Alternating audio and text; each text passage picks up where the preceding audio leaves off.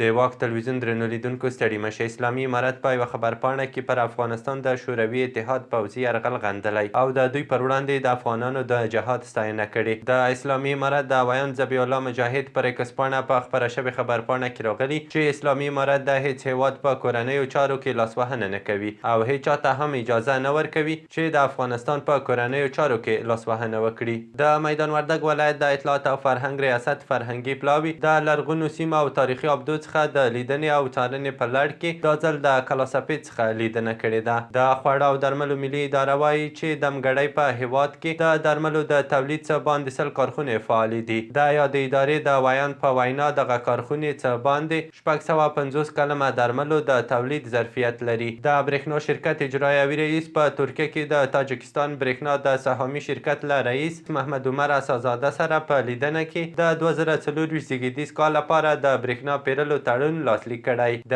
دې لیدنې په ترڅ کې دواړو لورو له تاجکستان څخه افغانستان ته د 1500 کیلو ولټه برېښنا نوي لیږد مزي د غځولو په اړه هم خبرې کړې دي او له هیواده بهر د اوکراین هوایي ځواکونو خبر ورکړی چې دوی د کریمیا په ټاپو وزمه کې د روسیې یوه پوځي کښتۍ له منځه وړې ده. د اوکراین هوایي ځواکونو د کریمیا په ختیځ کې د فیودوسیا پر سمندري اډې د کروز توغندي توغولي دي. د واک تلویزیون درنو لیدونکو دا و د نن ورځې مهم خبرونه.